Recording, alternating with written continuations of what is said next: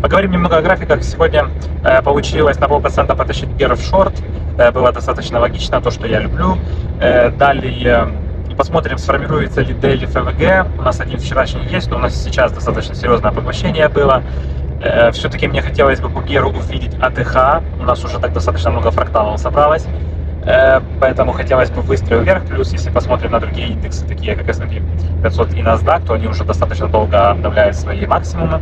Поэтому как бы хотелось получить по геру выстрел, но в связи с тем, что все-таки Трамп наговорил нам неправды и Ормузский пролив все-таки не откроет, и даже не будет этой его миссии по выводу кораблей, которые там давно стоят, поэтому все-таки, наверное, мы получаем негатив больше для индекса, особенно европейских.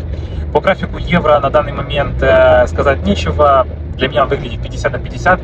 Я бы дальше больше склонялся к шорту, чем к лонгу, хотя многие ребята сейчас лонгуют, и в принципе их цели мне понятны. Но я пока что остаюсь по валютному рынку вне рынка.